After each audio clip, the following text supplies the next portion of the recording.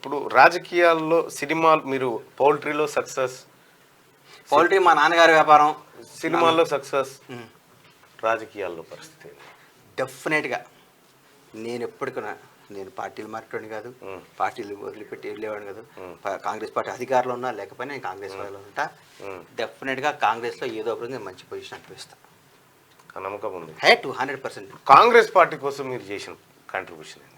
Congress party మారకపోవడం ఒకటేనా? అది Congress party కోసం నేను ఉత్తమన్న దగ్గర కానీ, అంతకుముందు మన డి శ్రీనివాస్ గారి దగ్గర ఉన్నప్పుడు కానీ, తర్వాత బొత్సని పీసీసీ అయినప్పుడు కానీ, పొన్నాల లక్ష్మి గారు పీసీసీ అయినప్పుడు కానీ, ఎప్పుడైనా నేను వెళ్ళి నా పనులు నాకు గణేష్ కుదా పబ్లిసిటీ పని చేయి, ఈ పని చేయండి నేను చేసేది.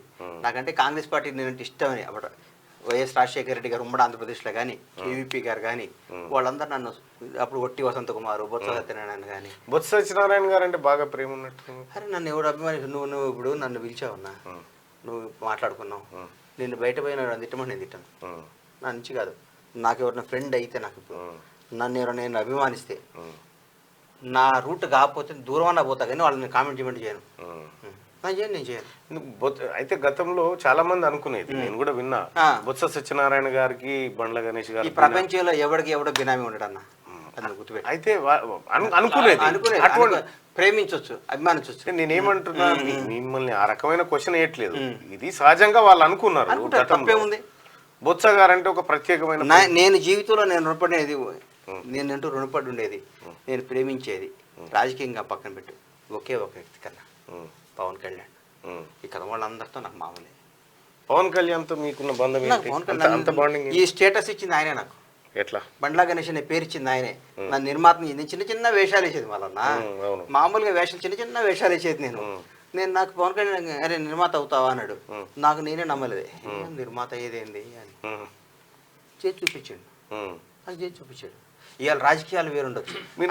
సినిమా ఆయనతోనే తీసారా? నేను ఆయన తీసిన, నన్ను నిర్మాత చేసింది ఆయన ఫస్ట్. ఏ సినిమా? నన్ను ఫస్ట్ నేను అనౌన్స్ చేసింది అదే. ఆయన ప్రజారాజ్యం పార్టీ పెట్టడం వల్ల లేట్ అయింది. తర్వాత రవితేజ ఆంజనేయ సినిమా తీశారు, రవితేజ హీరోగా. కానీ తీన్మారని ఒక utter flop cinema. Utter flop అయితే నేను దిగులు పడ్డా, అరే అమ్మ ఇదేంద్రా మన జీవితం, సినిమా ఫ్లాప్ అయింది, ఎట్లా పవన్ కళ్యాణ్ అంటే నువ్వేం బాధపడకని ఆయన తీద్దాం అనుకున్నాడు. పాపం గబ్బర్ సింగ్ దబాంగ్ అని సల్మాన్ ఖాన్తో పెద్ద హిట్ అక్కడ. నేను అది కొంటే అది తీద్దాం అనుకున్నాం. నువ్వు తీసుకొని నాకు ఇచ్చిండు గబ్బర్ సింగ్. నా జీవితం, హీరో గారి జీవితం, తెలుగు ఇండస్ట్రీ షేప్ మార్చేసిన సినిమా ఒక గబ్బర్ సింగ్.